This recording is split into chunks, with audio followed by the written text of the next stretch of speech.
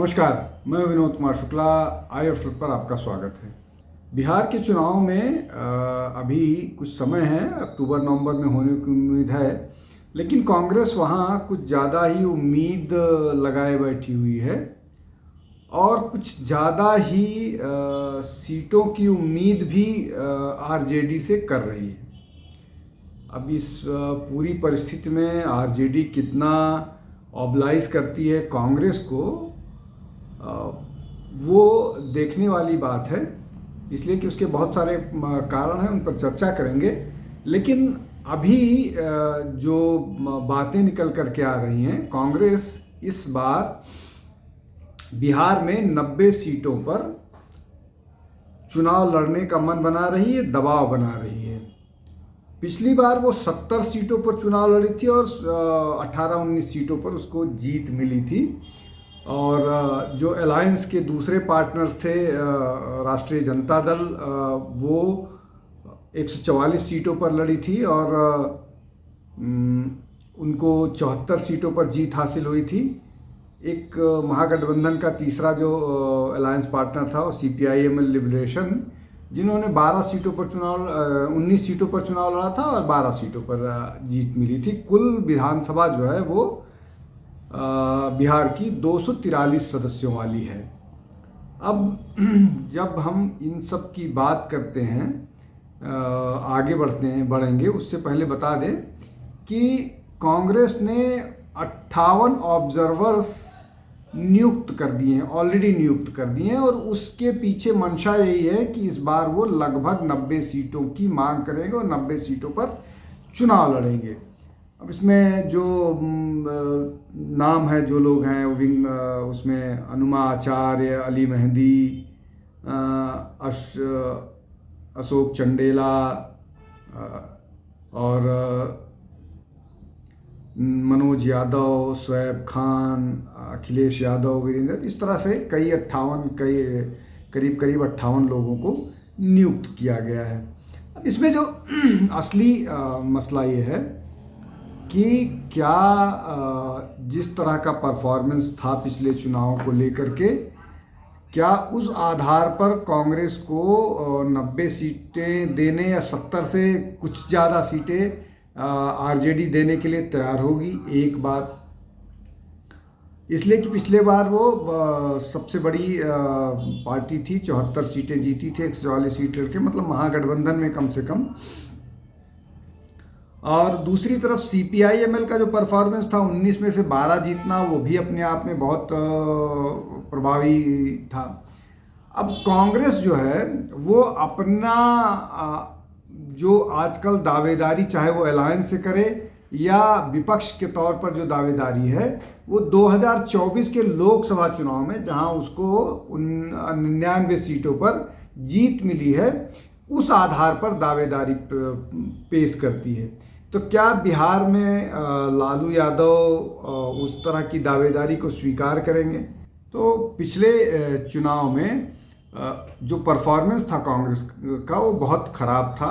मतलब 70 सीटों पर 19 सीटें जीतना बहुत अच्छा परफॉर्मेंस नहीं था, लेकिन लोकसभा के मामले में जो दावेदारी प्रस्तुत की जाती है, अब उससे महत्वपूर्ण बात यह है कि लालू प्रसाद यादव लगातार इस बात पर लगे हुए हैं कि किसी तरह से वो अपने बेटे को स्थापित करें और उसको मुख्यमंत्री पद की दावेदारी दें, मुख्यमंत्री बनाएं।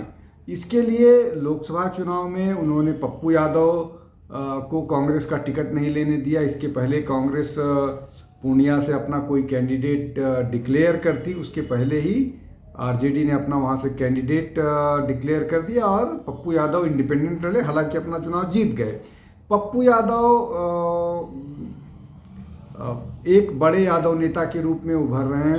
सीमांचल और बाकी इलाकों में उनकी अच्छी पकड़ है और उनके मन में भी मुख्यमंत्री पद की लालसा है और इसीलिए वो कांग्रेस का हाथ पकड़े हुए हैं।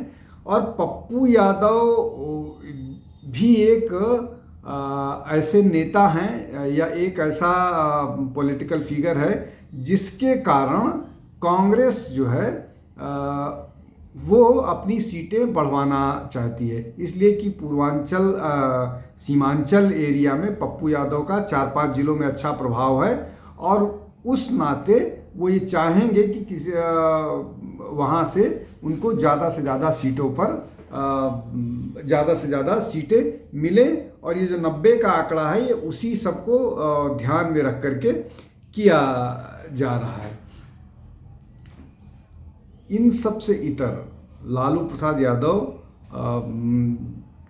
किसी भी कीमत पर ज़्यादा सीटें अगर देंगे तो चुनाव के बाद जो उनकी न केवल बार्गेनिंग पावर या बाकी और चीज़ें हैं वो कमज़ोर होंगी, इसलिए किसी भी कीमत पर वो अपनी 144 सीटें जो पिछले चुनाव में लड़ी थी उससे कम पर नहीं जाएगी। दूसरी बात यह है कि बिहार में कांग्रेस के पास लालू यादव के साथ मिलकर के, मतलब लालू यादव की पार्टी के साथ मिलकर के चुनाव लड़ने के अलावा कोई दूसरा ऑप्शन नहीं है। अगर अकेले लड़ेंगे तो पिछले बार जो 19 सीटें मिली थी वो भी नहीं मिलेंगी। दूसरा ये कि 2024 के लोकसभा चुनाव की और यहाँ के भी तुलना नहीं की जा सकती। उसके कई कारण हैं। 2024 के चुनाव में जहाँ जहाँ सीटें बढ़ी वहाँ क्या कारण थे, बिहार में भी क्या कारण थे, वो समझने वाली बात है। वो विधानसभा के चुनाव में लागू नहीं होंगे, एक बात। दूसरी महत्वपूर्ण बात यह है कि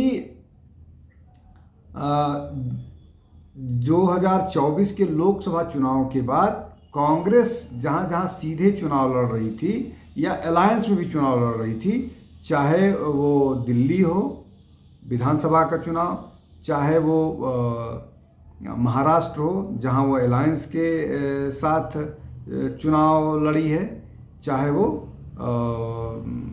और कोई राज्य हो, हरियाणा हो जहाँ वो सीधे चुनाव भारतीय जनता पार्टी के खिलाफ लड़ रही थी, इन सब जगहों पर हारी है।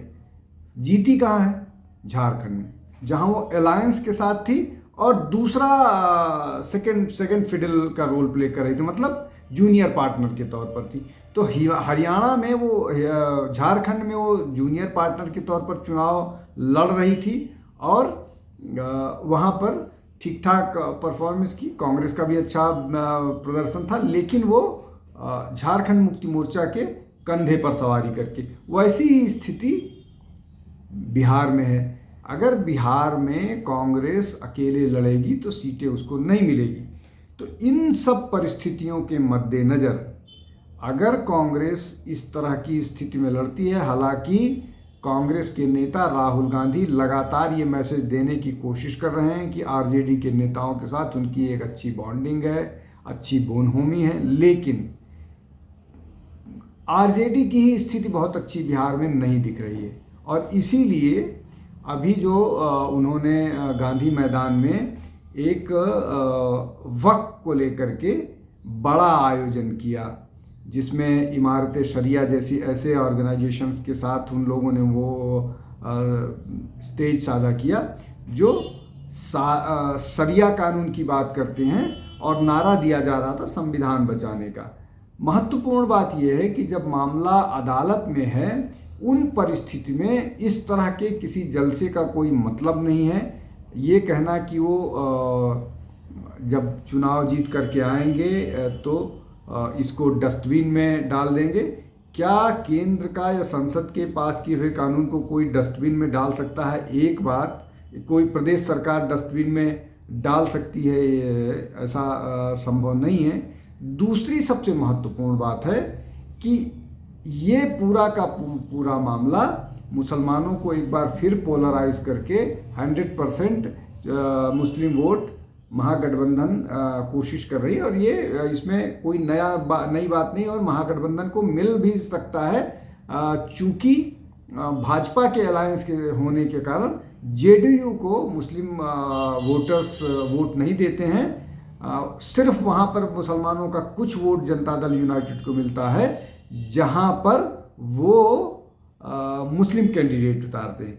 तो अभी कुल मिलाकर के जो स्थिति है उसमें जो कांग्रेस की 90 सीटों की डिमांड है वो सिर्फ इस बात पर निर्भर करता है कि क्या राष्ट्रीय जनता दल उस बात के लिए तैयार होगी जिसकी उम्मीद बहुत कम दिख रही है। इसलिए कि राष्ट्रीय जनता दल कोई भी सीट कंसीड करने के लिए नहीं तैयार होगी, ना ही जो CPI-ML लिबरेशन है। फिर भी हम इंतजार करेंगे और देखेंगे कि ये चुनाव किस तरह से अनफोल्ड होते हैं। आज के लिए बस इतना ही। बहुत बहुत धन्यवाद। नमस्कार। हमारे चैनल आई ऑफ ट्रुथ को सब्सक्राइब कीजिए YouTube पर, इसे फॉलो कीजिए Facebook पर, Instagram पर, Twitter पर और कू पर।